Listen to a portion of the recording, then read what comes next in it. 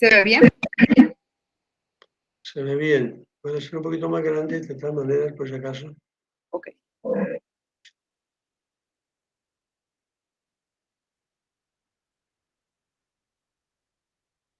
Hasta allí llego. Ok, perfecto, perfecto. La dimensión erótica del amor. Todo esto nos lleva a hablar de la vida sexual del matrimonio. Dios mismo creó la sexualidad, que es un regalo maravilloso para sus criaturas. Cuando se la cultiva y se evita su descontrol, es para impedir que se produzca el empoderamiento de un valor auténtico. San Juan Pablo II rechazó que la enseñanza de la Iglesia lleve a una negación del valor del sexo humano, o que simplemente lo tolere, por necesidad misma de la procreación. La necesidad sexual de los esposos no es objeto de menosprecio, y no se trata en modo alguno de poner en cuestión esa necesidad. Sí, es un tema pues delicado, como es lógico, no tabú, ni mucho menos, en el cual, y es importante que enfoquemos esto, que es bueno que los esposos en su diálogo conyugal introduzcan ese tema de su vida sexual, ¿no? O sea, que es un tema del que hay que hablar, de que hay que comentar, de cómo se sienten, de cómo experimentan, del respeto, etcétera. O sea, que no parezca un tema que da como pena mencionarlo. No, no, hay que hablarlo y hay que tomarlo. Entre los 4 elementos que suelo yo mencionar cada vez que hablo del amor en matrimonio, hay 4 dimensiones del amor. La dimensión espiritual, racional, la comunicación de los esposos, el conocimiento, la vida que se transmite a través de la palabra, ¿no? La dimensión afectiva, el noviazgo prolongado en el matrimonio, que es la segunda dimensión del amor matrimonial. La dimensión corporal, lo que incluye muchos aspectos, pues comida, vestidos, arreglo personal, arreglo de la casa, etcétera, y vida sexual. Y la dimensión sobrenatural, que es la vida de oración y la sacramentalidad y la vida de oración, ¿no? Son 4 elementos que me parece que son absolutamente cruciales y todos tienen la misma importancia, el mismo valor, ¿no? De ser sostén y apoyo del amor matrimonial, de la fidelidad, ¿no? Por tanto, la sexualidad es un elemento positivo, maravilloso, querido por Dios. El placer sexual lo quiere Dios, lo bendice el Señor. Ok, muy bien, ya nos dio el Papa unas cositas y vamos comentando.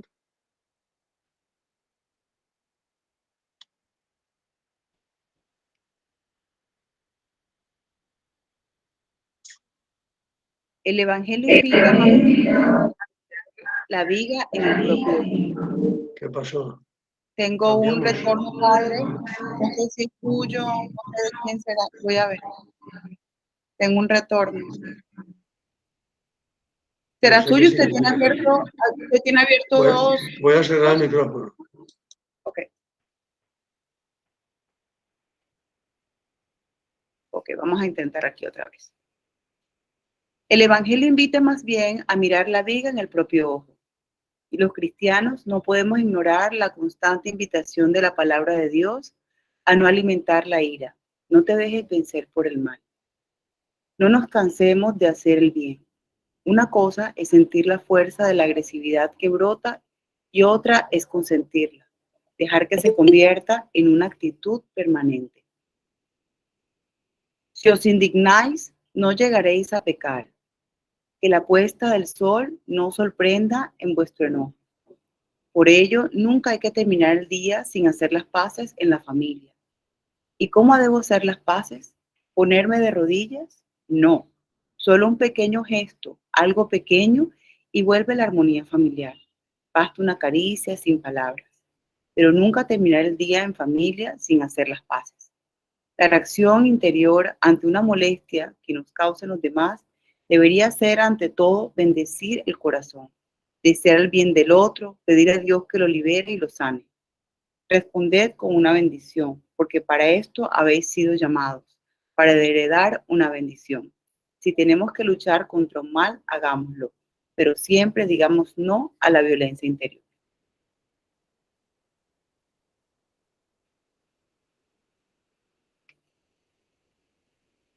Padre, no lo escuchamos. Que pasó algo raro. Empezamos con un tema de la dimensión erótica del amor y de repente se cambió a este tema. Algo pasó.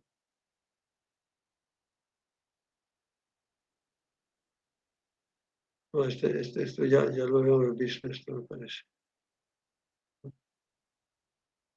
Hay algo raro. Padre, tiene toda la razón.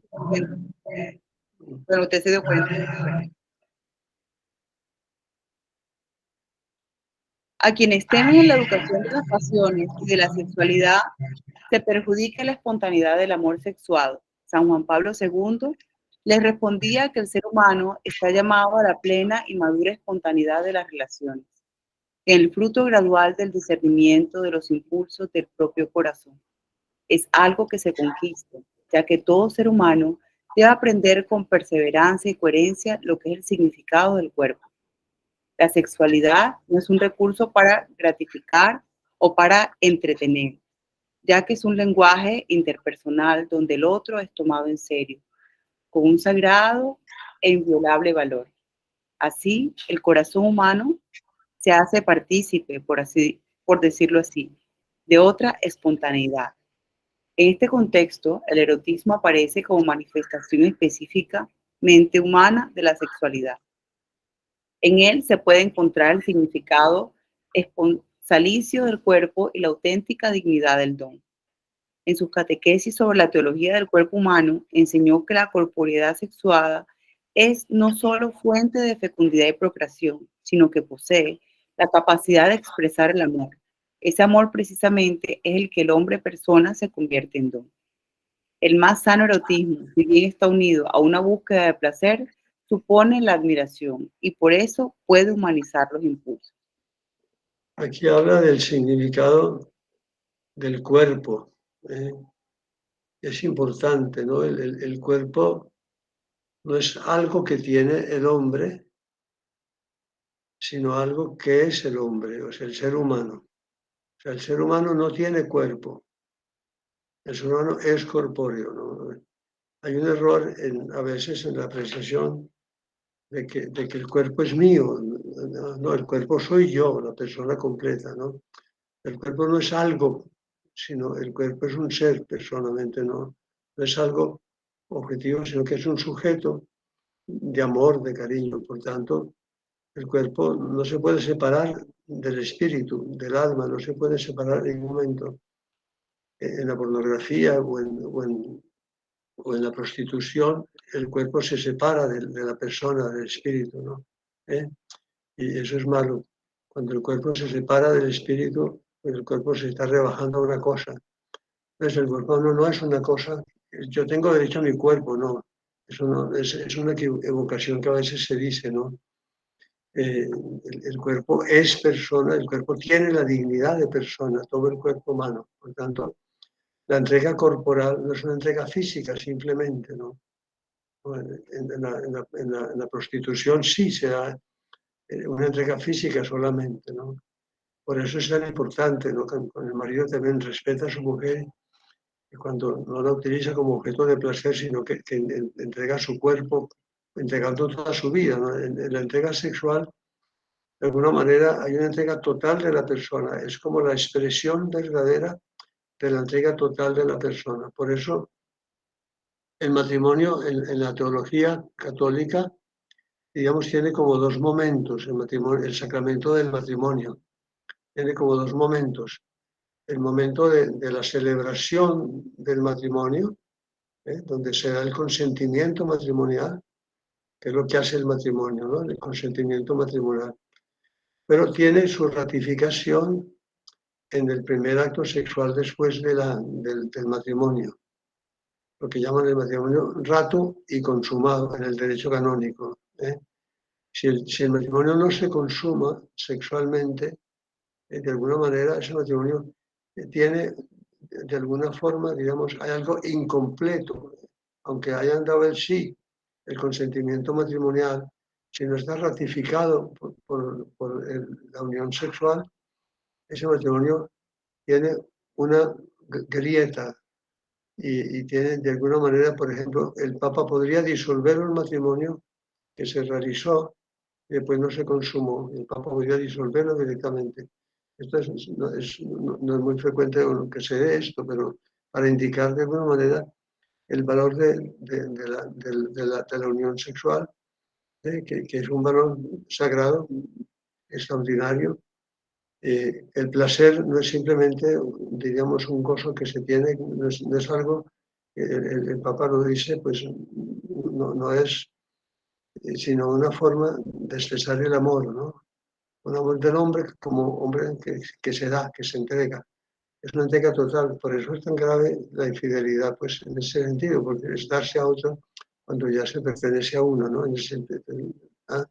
O sea, siempre una visión positiva, ¿no? De la vida sexual.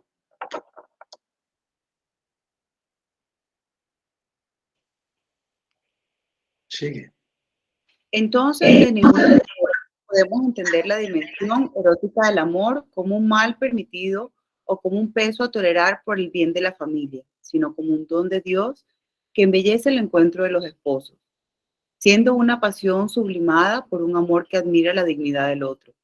Llega a ser una plena y limpísima afirmación amorosa que nos muestra de qué maravillas es capaz el corazón humano y así por un momento se siente la existencia humana ha sido un éxito, que la existencia humana ha sido un éxito.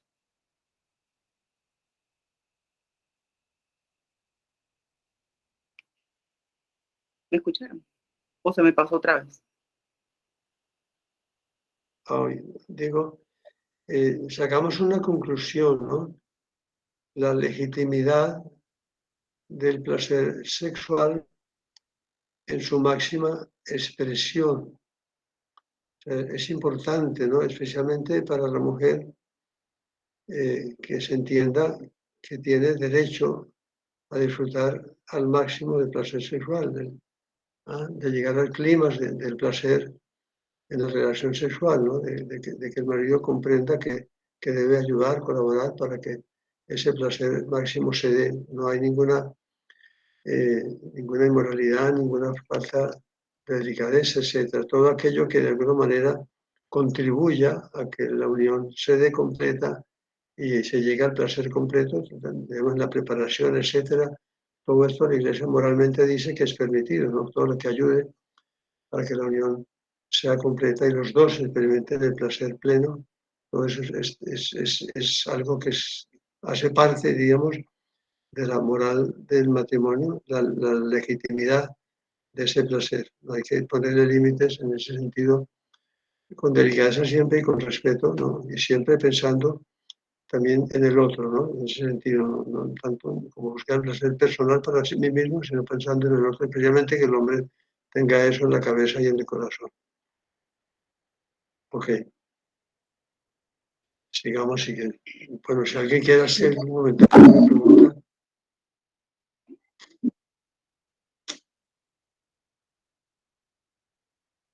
¿Alguien le gustaría comentar algo?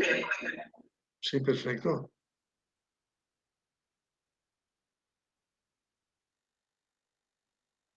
No, padre, esto es un tema difícil. Claro, Es un claro. tema delicado. Okay. Violencia y Bueno. manipulación.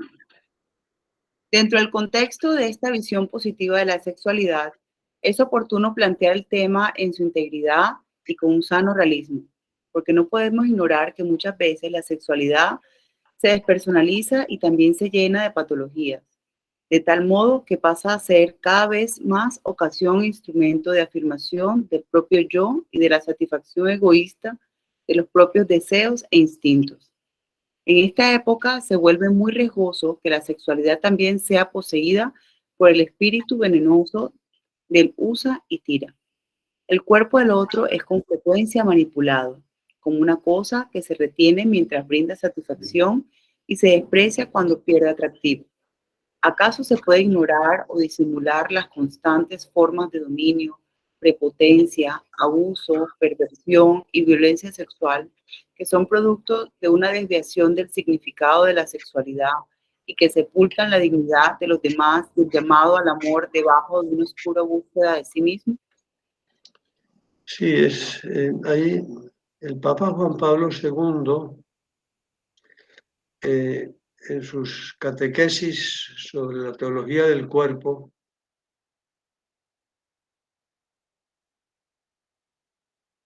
trató y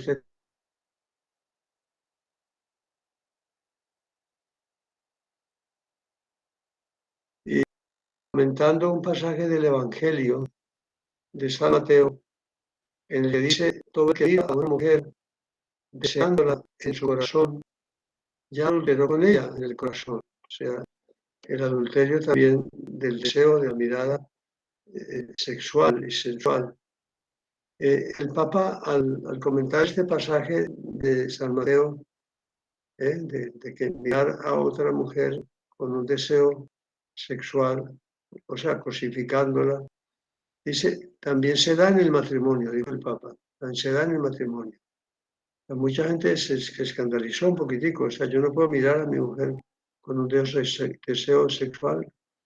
El Papa dice: no, o sea que si convirtiera a la mujer esposa en un objeto simplemente de deseo sexual, de que tengo deseos de algo sexual, está cosificándola, ¿no?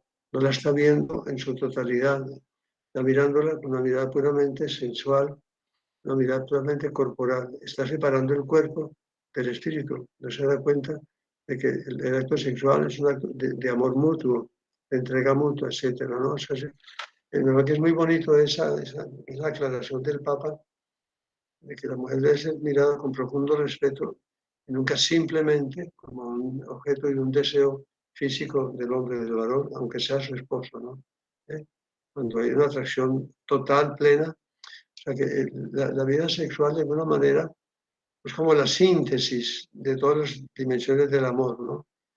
Eh, por eso, pues está muy relacionada con el cariño, con el afecto, ¿no? Con los detalles que en la vida ordinaria se tienen de que haya realmente mucho cariño, mucho afecto, mucha ternura, mucha delicadeza, porque si no, solamente esos detalles de cariño y de afecto se dan en la vida sexual, hay una separación.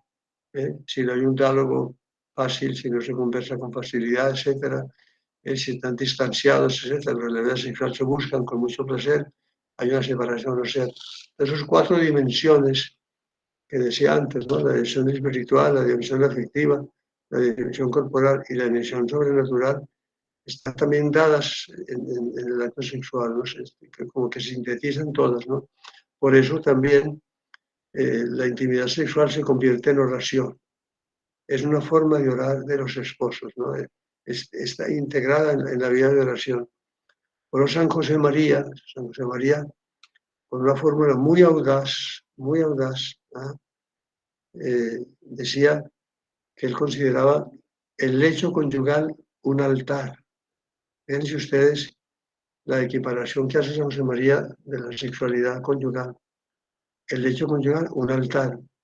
En el altar se consagra lo que en el altar se coloca para ofrecerlo a Dios, ¿no? O sea que entonces la vida sexual, de alguna manera, es un altar donde el amor matrimonial, el amor conyugal, se ofrece a Dios. Por tanto, tiene una dimensión sobrenatural también. O sea, es una dimensión de la santidad matrimonial, pasa por la felicidad de la vida íntima, de la vida sexual. Es muy positivo, es muy bonito, es muy maravilloso pues mencionarlo, ¿no? Porque realmente a veces no se tiene ese concepto, a veces se rebaja un poquitico o se separa o se distingue, como ya un momento aislado entre la vida matrimonial, cuando la sexualidad se convierte en un momento aislado, no está vinculado con el cariño, con el afecto, con el diálogo, con la comunicación, etcétera, y con la vida de oración se pervierte un poco, ¿no? visión positiva de la sexualidad. Sigue si quieres, si no hay comentarios. Sí, yo quiero opinar. Bueno, el sexo a menudo es un tema como muy tabú, como muy rodeado como de silencio, de negación. Pero yo al leer las Sagradas Escrituras, 1:27 del Génesis, dice cuál es el plan de Dios para nosotros en la sexualidad humana. Y digo yo, o sea, el sexo, o sea, es la creación, o sea, son los hijos, son el futuro o como lo queramos ver. Entonces, me parece que es un tema muy bonito y muy apremiante en este día de hoy. Gracias, Ani. ¿Alguien más?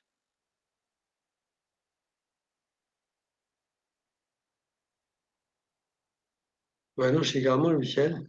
Se fue la imagen. Sí, eso es lo que estoy viendo, que hasta se me cerró todo, fuera de la conversación. Padre, de pronto otro comentario es, todo lo que ha dicho es muy lindo y yo pienso que por eso el noviazgo es tan importante, porque también es como una especie de prueba hacia la pareja que tanto está dispuesto a respetar los principios de uno, porque si la persona las respeta, significa que de verdad te quiere. Entonces, pienso que siempre he pensado que el noviazgo es clave. No sé cómo harán muchas de las parejas hoy en día, que por supuesto hoy en día las parejas tienen pues relaciones antes de casarse. Me imagino que cuando ese afán de tener esa relación va de pronto disminuyendo a través del tiempo, empiezan esas personas a recapacitar y a entender más el verdadero amor entre ellos dos. Pero bueno, nada más quería comentar eso, que... No, Elga, tienes toda la razón. Es muy importantísimo. O sea que el noviazgo influye notablemente en el matrimonio.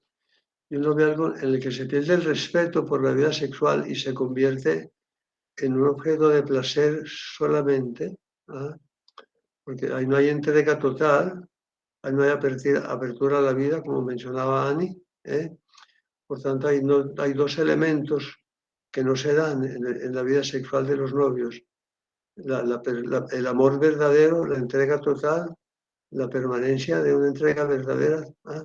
Y la apertura a la vida.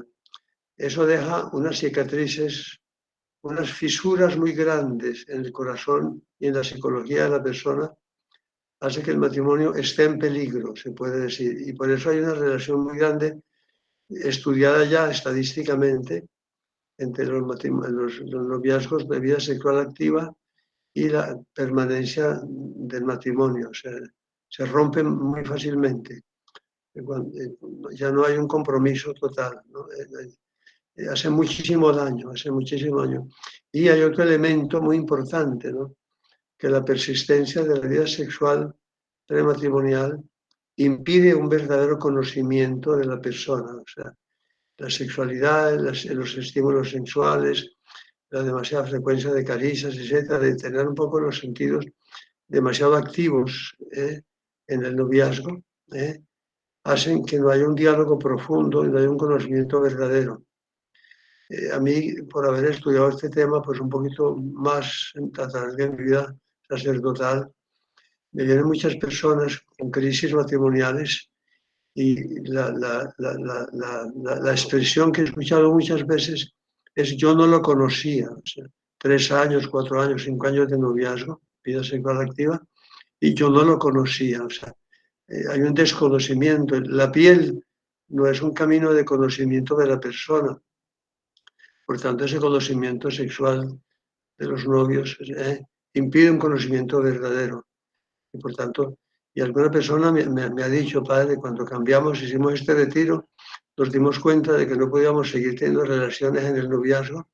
Empecé a conocer verdaderamente a mi novio. Eso lo escucho yo también de novios, ¿no? Que han rectificado, que han corregido eso y ya han visto con mayor claridad quién era la persona con que estaba relacionada y con profundidad. Él ya tienes toda la razón, es muy importante eso, ¿no?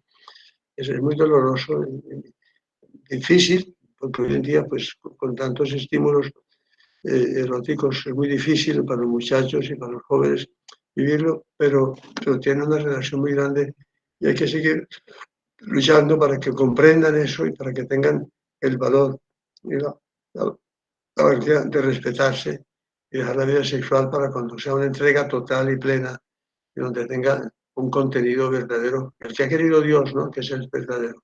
Gracias, Helga. Gracias, padre.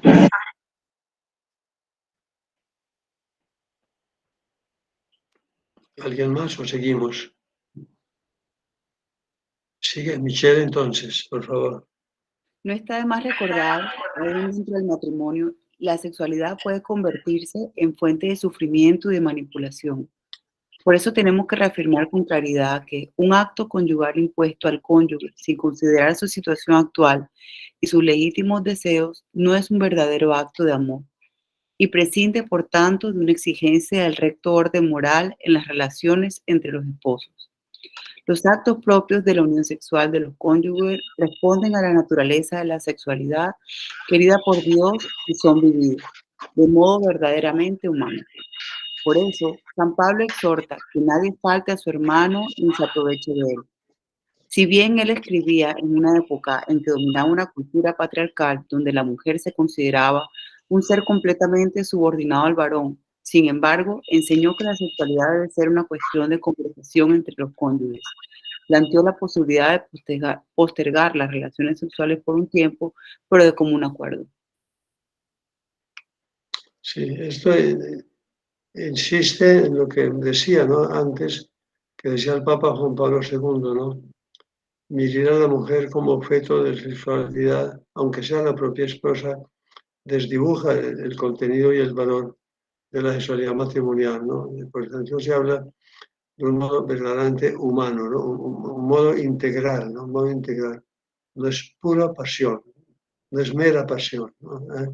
Y por eso el hombre tiene que pensar primero en el placer de su esposa, en respetarlo, en fomentarlo, en estimularlo, etc. De tal manera que su propio placer no sea exclusivo, ni que quede ella incompleta y él satisfecho, ¿no? En este sentido, ¿no? Es respeto, muy bonito, todo positivo, visto integralmente, ¿no? Ok. Padre, esto que dice San Pablo a mí me parece sumamente importante, el hecho de que uno tenga ese espacio y esa pausa, porque muchas veces en pareja uno trata no es que trata, sino que basa mucho a veces la relación tratando de pronto tapar los errores, las diferencias, ¿Qué fue, mi amor? Hijo, cierra, cierra que estoy en una clase, por de tapar, no de tapar, sino de como de cubrir con un manto esas diferencias, esas molestias, esas incomodidades con la pareja, muchas veces son tapadas por las relaciones sexuales. Entonces, no se llega a un máximo de placer, a una unión completa, no se llega a realmente acoplarse a esa persona y termina esa relación muy fría, ¿no? Y como cada uno en una esquina. Entonces, el darse, o sea, con el paso de los años, yo llevo ya 15 años de casada, con el paso de los años y con todos los problemas o diferencias o conflictos que yo he tenido de pronto con mi esposa, que lo que ha hecho es reforzarnos en nuestra unión, aprender a valorarnos el uno al otro. Esas pausas largas de ni siquiera son, vamos a hacerlo, ¿sí? Como vamos a hacer la pausa, no, simplemente es como uno poner un stop y decir, no, no estoy cómoda en este momento, pero vamos a resolver las cosas y las cosas se van dando por añadidura, o sea, uno va propiciando que las cosas vayan mejorando y ahí viene, o sea, viene esa madurez del matrimonio, ¿no? Donde el amor primero es así la ilusión, después entonces uno empieza a enamorarse de esos errores, de esas diferencias y ya cuando uno va entrando un amor más maduro, uno va valorando más el estar con esa persona y que ya no son, ya la relación es condicionada, ya no es la relación porque yo quiero y porque no me importa que tú no quieras o porque yo lo necesito y no importa que tú estés cansado, o sea, ya hay una comunicación hasta con la mirada, ¿no? Entonces, también pensar durante el proceso que uno tiene, lo que uno quiere es llegar a esa madurez. Sí, que es una integración total, ¿no? O sea, cada elemento de la vida matrimonial es importantísimo y a fortalecerlo, ¿no? Los 4 elementos que decía, las 4 dimensiones, el diálogo, la vida afectiva, la vida corporal y la oración, o sea, y muchas veces fortalecer uno ayuda a fortalecer los otros, fortalecer el diálogo, haría que mejore también la vida afectiva y que la vida sexual también mejore. Fortalecer la vida sexual puede incrementar también el diálogo y la comunicación y el cariño. O sea, esos 4 elementos de la oración, la corporeidad, la afectividad y la sexualidad juegan un papel importante entremezclándose unos con otros, ¿no? Que haya una totalidad. Importante ahí es la totalidad del amor, ¿no? Que cada actividad integre todas las realidades de que somos seres inteligentes, de que somos seres necesitados de afectividad, de que somos seres corpóreos y de que somos seres también sobrenaturales, ¿no? Me parece que lo dijiste muy bien, Michelle, todo eso, esa integración del amor, un amor humano, de modo verdaderamente humano, un amor humano es lo que integra en cada momento y en cada acto de la vida matrimonial, está todo integrado, ¿no? Lo intelectual, lo afectivo, lo corporal, lo sexual y lo sobrenatural. Eso es lo importante, ¿no? Que no haya cosas. Cuando uno está flojo, los otros 3 pueden sostenerlo también, ¿no? Cuando uno falla, los otros pueden fortalecerse y se va recomponiendo, ¿no? Muy bonito, ¿no? Ok, bueno. Padre, una pregunta. Cuando Sí. la pareja que es muy... La mujer es la que es un poco más piadosa, busca de Dios, normalmente está en gracia, pues yo creo que en el caso de... Pero de pronto el esposo no está en la misma línea. Ahí de todos modos, en el acto sexual, me imagino, al ser uno, pues en el matrimonio somos uno, pero al ser uno en ese momento, realmente, o sea, yo creo que todas esas gracias se transmiten, ¿no? Digo yo aquí pensando. Sobre todo cuando uno está plenamente en gracia. Uno de los dos. Sí, tienes toda la razón, o sea, esa unidad es verdadera, ¿eh? Y ahí, digamos, ahí hay una comunión de los santos maravillosa, o sea, si la mujer es más piadosa, puede ser el hombre, en ese sentido, pensemos en la curación del paralítico que llevan estos 4 hombres en camilla y ponen delante del Señor bajándolo por el techo, ¿no? El Señor dice, viendo la fe de ellos, no la fe del paralítico, viendo la fe de ellos, ¿no? Por tanto, también en la vida matrimonial, viendo la fe de la mujer, en el caso que tú mencionas, guerra marciales, etcétera, hay una transmisión, pues, es unos vasos comunicantes, se las todos una sola cosa, una sola realidad. De manera que entonces, sí, es la mujer ahí la que sostiene sobrenaturalmente toda la integralidad, pero es verdad, es verdad. O sea que la fe también se transmite, digamos, de alguna manera a través de la vida sexual, la vida sobrenatural, etc. Se puede integrar la fe, lo sobrenatural, y para los dos se convierte en camino de santidad.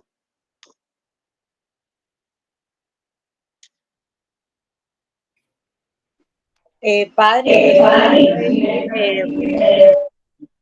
Bueno, en mi humilde opinión, yo pienso que, o sea, el sexo hace, o sea, bueno, hace parte de una buena creación. Y lo dice hasta la Santa Escritura, lo dice en el Génesis 1:31. Dice algo así como el sexo está diseñado para proveer y placer, satisfacción. Entonces, pienso que, o sea, tanto el hombre como la mujer, o sea, se les ha regalado ese poder de experimentar el placer y del disfrute dentro del matrimonio. Eso es lo más importante. Perfecto. Eso es lo más importante. Muy bien. ¿Algo más? Buenos días, Dios les bendiga. Bueno, Eliana, una vez, yo siempre, cuando yo era novia de mi esposo, mi hermano me decía, es que él ya es grande, tú eres una niñita y tú no sabes nada. Entonces, esa parte como que siempre permanecía como en mi mente durante muchos años. Y yo lo que hacía era que leía mucho al respecto y siempre tenía como que quería aprender a través de los libros y yo le decía a veces a una amiga y le comentaba eh, al respecto de que yo decía, o sea, pensaba cuando era una niña de pronto que yo quisiera tener mucha experiencia y que de pronto no lo había tenido. Entonces una vez me dijo algo que a mí me llamó mucho la atención. Ella es una ejecutiva y en esas reuniones ellas a veces hacen ciertos comentarios fuertes.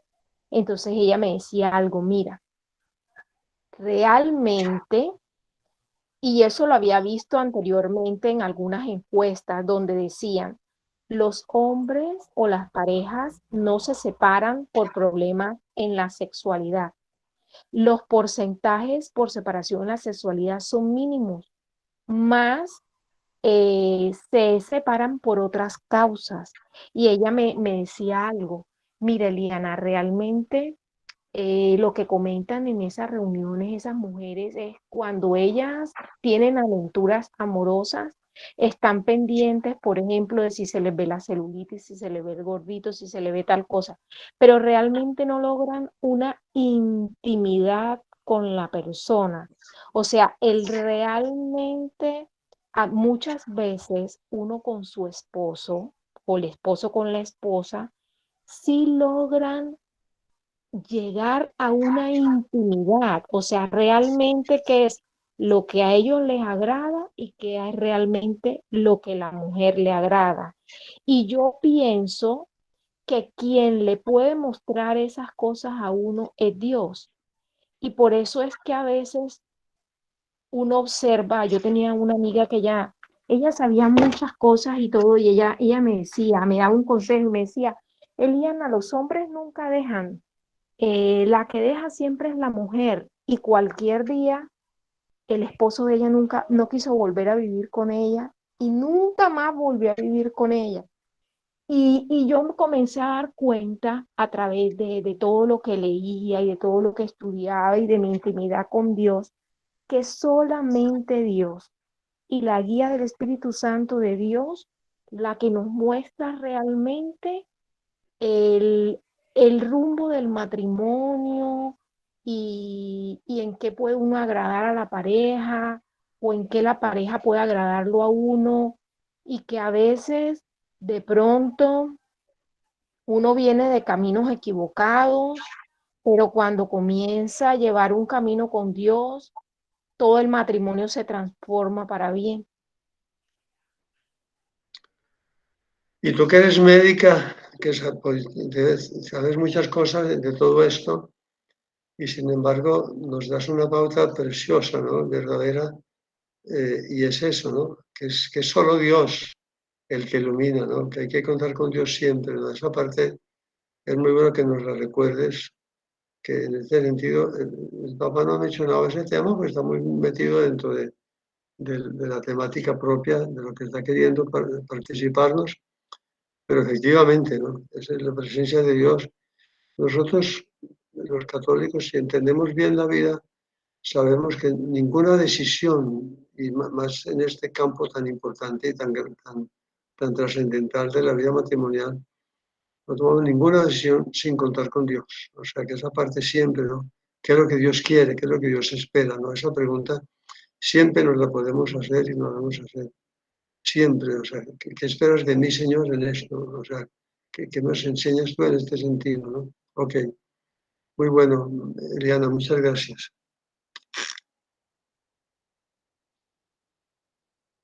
Sigue mi San Juan Pablo II una advertencia muy sutil cuando dijo que el hombre y la mujer están amenazados por la insaciabilidad.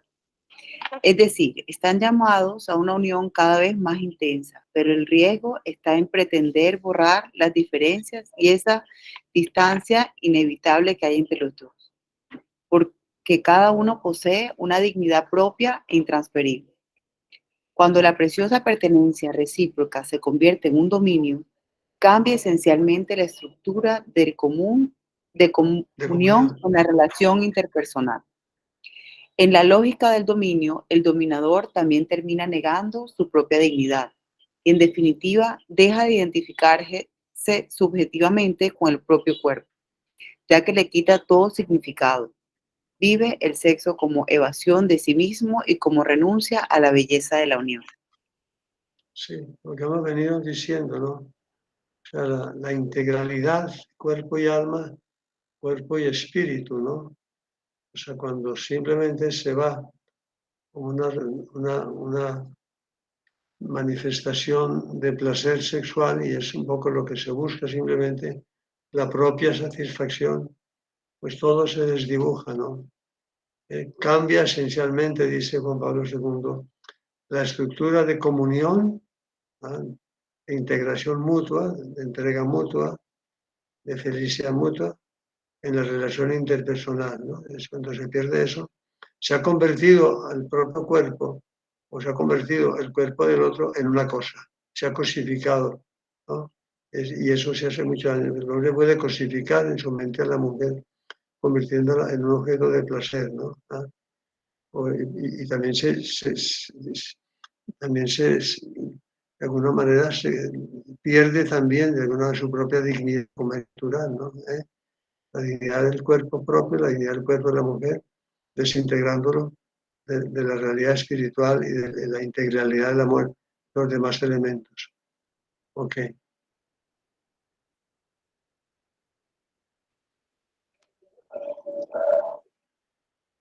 Es importante ser claro de todas formas de sometimiento. Ya va, hijo. Déjame terminar. Sí, un momento. Por ello, conviene evitar toda interpretación inadecuada del texto de la Carta de los Efesios, donde se pide que las mujeres estén sujetas a sus maridos. San Pablo se expresa aquí en categorías culturales propias de aquella época, pero nosotros no debemos asumir ese ropaje cultural, sino el mensaje revelado que subyace en el conjunto de la pericopa. Perícopa. Padre, qué pena, pero no sé qué es pericopa. Es el texto del sagrado. Ok. El pasaje mencionado, que en este caso es que la mujer esté sujeta al marido, Efesios 5:22. Ok. O sea, se dice así para no volverlo a decir, ¿sí? Sí. Ok. Gracias, Padre. Retomemos la sabia explicación de San Pablo II. El amor excluye todo género de sumisión en virtud de la cual la mujer se convertiría en sierva o esclava del marido. La comunidad o unidad que deben formar por el matrimonio se realiza a través de una recíproca donación, que es también una mutua sumisión. Por eso se dice también que los maridos deben amar a sus mujeres como a sus propios cuerpos. En realidad, el texto bíblico invita a superar el cómodo individualismo para vivir referidos a los demás, sujetos los unos a los otros.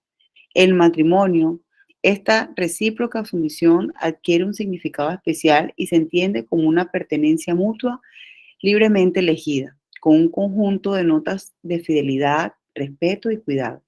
La sexualidad está de modo inseparable al servicio de esa amistad conyugal porque se orienta a procurar que el otro viva en plenitud. O sea, la armonía que se da entre el hombre y la mujer, ¿no? No es una sujeción, diríamos, exclusiva. Estoy sujeta por ser mujer a ti, no. Estamos mutuamente sujetos, nos pertenecemos el uno al otro. Tenemos la misma dignidad, tenemos los mismos derechos, tenemos los mismos objetivos, tenemos los mismos anhelos, etc. O sea, es buscar que en esa relación y en toda la vida sexual se dé de alguna manera una armonía, de tal manera que como en una orquesta, ¿no? Hay diversos instrumentos muy diversos, pero todos suenan en conjunto armónicamente, ¿no? Entonces cada uno tiene distintas maneras de ser, características distintas. Los hombres son de Venus y las mujeres de Marte, como suelen decir a veces, y hay un libro que llama así, ciertas características diferentes, el hombre y la mujer son distintos en muchas cosas, pero son complementarios, ¿no? Y por tanto, esas palabras de San Pablo, que han sido mal entendidas muchas veces, de que está sujeta a mí porque tú eres la mujer, yo soy el que manda, que gobierna, no, de armonía en todo, y en todos los demás aspectos de la vida, las decisiones que se tomen en la vida familiar, siempre hay que buscar esa armonía, ¿no? Es un conjunto de personas, somos en la pedagogía, por ejemplo, educativa de los hijos, ¿no? Que es que uno es muy fuerte y el otro es muy débil, mala cosa, ¿no? O sea, hay un solo lenguaje pedagógico, tienen que ponerse de acuerdo los esposos y ver cómo, pero no uno imponer su propia manera de ser. En toda la vida matrimonial hay que buscarse la armonía mirándose siempre como iguales, siempre, mirándose el uno frente al otro como iguales, diversos en su expresión, en su manera de expresar esa personalidad, complementarios totalmente, ¿no? Y en ese sentido también, cada uno debe estar pendiente de cómo armonizo con el otro, ¿no? En todos los aspectos, también en la vida sexual, cómo armonizo con el otro, ¿eh? No cómo me sujeto a... ¿Sí? También yo creo que vale la pena hablar sobre el cómo nosotros podemos formar nuestra conciencia y el pecado sobre la vida matrimonial, que es la otra parte. O sea, si bien es cierto, es una gracia, es un don, es un regalo, también hay muchos actos que se cometen que son pecados, como el egoísmo, cuando la mujer castiga al hombre a través de la sexualidad, negándose, cuando es exceso. O sea, hay muchas cosas que yo creo que también valdría la pena hablar pues en esta clase, ¿no? Sí, tienes razón, ¿no? Tienes razón. O sea, San José María era muy delicado siempre al tratar este tema, ¿no? Pero muy claro también, ¿no? Él decía una expresión fuerte, decía, hablando de que el lecho conyugal, o sea, se refiere a la vida sexual, es un altar, y él decía, no podemos convertir el lecho conyugal en cátedra de mansevía. O sea, ¿qué es cátedra de mansevía? O sea, el lecho conyugal no es un motel donde se vienes a buscar todas las formas de placer posibles hasta la saciedad, ¿no? En ese sentido, o sea, no, hay límites que nadie les puede dar, diríamos a la mujer, porque eso, el hombre y la mujer tienen que tomar en conciencia. Eliana lo decía también ahí en este caso, teniendo en cuenta a Dios y preguntándole a Dios, o sea, el respeto como es natural a la mujer, o sea, cuando la vida sexual se convierte puramente en una experiencia sexual de todos los excesos que pueden darse en una vida de prostitución, pues no se puede prostituir el hecho conyugal, ¿no? Hay límites. Por un lado, como hemos dicho antes, el placer máximo para los dos es legítimo totalmente, como es natural, ¿eh? Pero las formas de tratarse mutuamente lógicamente no vamos a mencionar nada, pero sí cada uno se da cuenta de que se llegó a excesos, ¿no?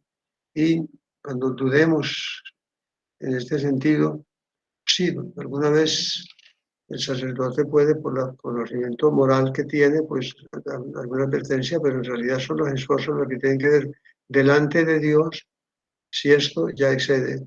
Igual que en la comida, ¿no? Comer y darse gusto en la comida, comer una comida agradable, etcétera, los alimentos sabrosos, disfrutar los alimentos. Otra cosa ya es la gula, ¿no? Ya la vulgaridad de comer la comida en exceso, etcétera, de comer vulgarmente, de comer sin respetar, diríamos, el protocolo de una buena comida, de una buena elegancia, etcétera. O sea, hay una cierta analogía, ¿no? Podemos ponerla entre la comida y la vida sexual, ¿no? O sea, que es legítimo disfrutar de los alimentos, el darse gusto en alimentos agradables, bien preparados, etcétera, pero también hay excesos en que hacen que el comer se vuelva vulgar y se vuelva simplemente una cosa puramente física, grotesca, ¿no? Bien, me parece que, no sé si por ahí querías hablar, Rosana, del tema, pero me parece que sí, que es importante. No, sí, el más importante es tratarlo con nuestro director espiritual, porque hay errores o ciertas malas prácticas a las cuales estamos de pronto acostumbrados, que es lo común, y que de pronto pueden ser una ofensa a Dios, o lo contrario, la mojigatería también puede ser otro problema que tengamos, y que de pronto pensemos que no está bien, y pues sí está bien. Entonces, ese era como mi punto. Sí, Yo cierto, sí les quiero doctor. decir una cosa, o sea, padre, con todo respeto, con todo el amor del mundo, sé que Juan Pablo, mi padre y mi papá favorito, era misionero del amor y de la vida, ¿sí? Y él, yo pienso que él revolucionaría la visión de todo esto. O sea, el matrimonio y la familia, qué bonito todo esto, pero, o sea, debemos también encaminarnos como en otras enseñanzas, en otras obras que surgió de él, me parece a mí.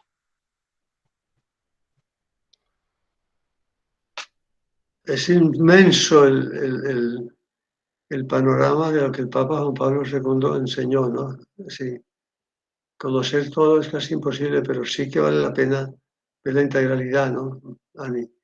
Y lo último que mencionó Rosana me parece interesante, ¿no?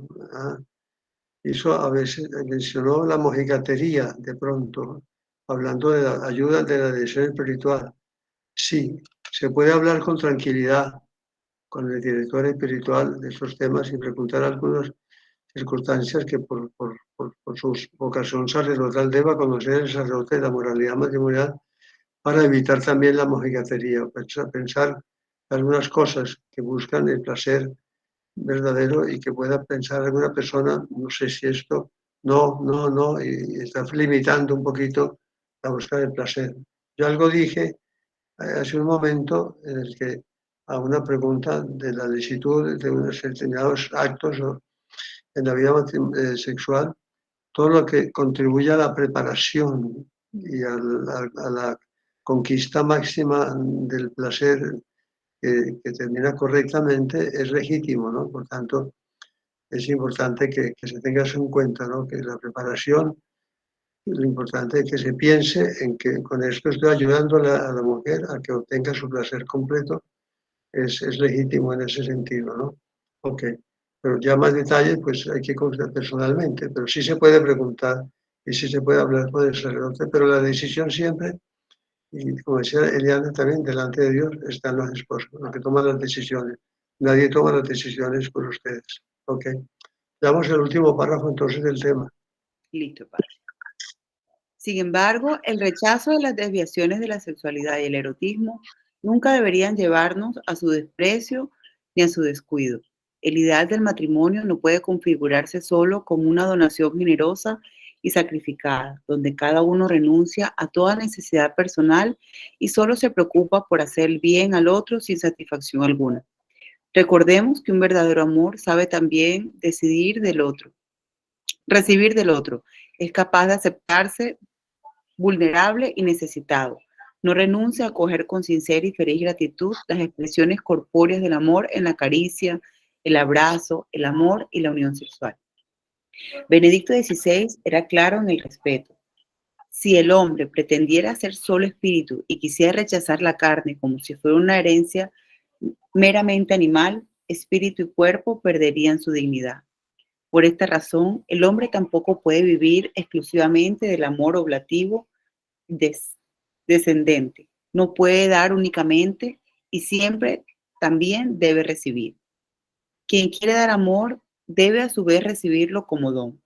Esto supone, de todos modos, recordar que el equilibrio humano es frágil, que siempre permanece algo que se resiste a ser humanizado y que en cualquier momento puede desbocarse de nuevo, recuperando sus tendencias más primitivas y egoístas.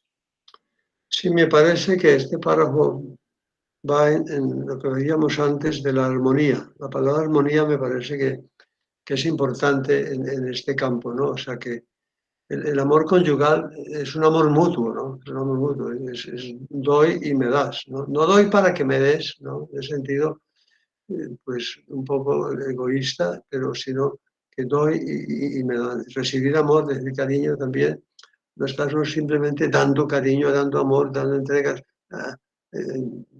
No, o sea, hay que dar y hay que recibir. O sea, armonía, es muy bello cuando cada uno busca respetar al otro, sintonizar con el otro, ¿no?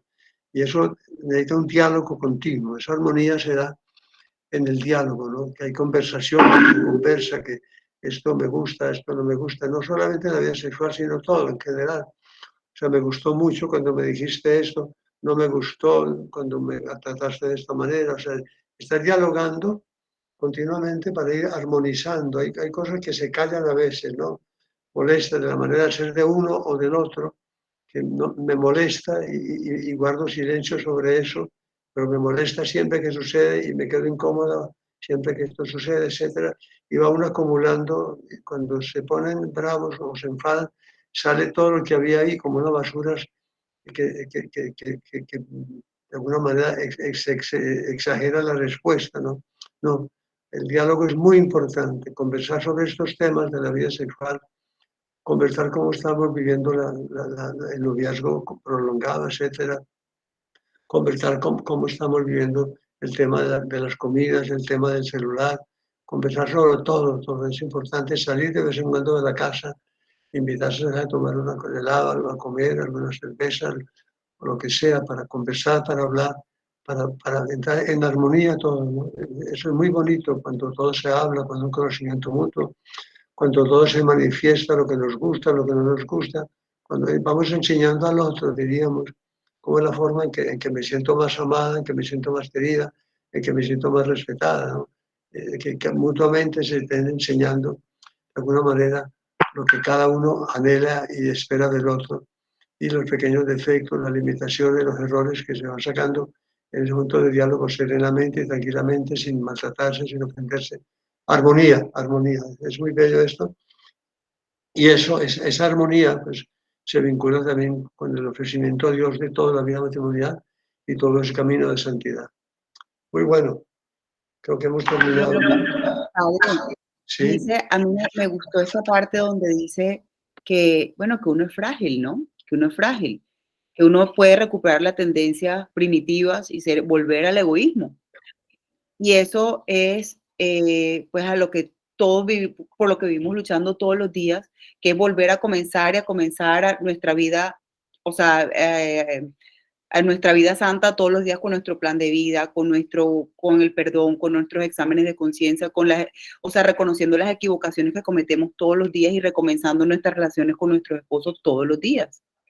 Entonces, no pensar que no, que ya yo soy, de pronto ya yo arreglé las cosas y esto ya va a funcionar, no, o sea, tendemos a caer, siempre tendemos a caer, a volver a recomenzar los problemas, a recomenzar las diferencias, a que haya esa diferencia incluso en las relaciones interpersonales, siempre uno vuelve a caer, a pesar de que de que uno supera, entonces ya empieza a manejarlo de una forma diferente.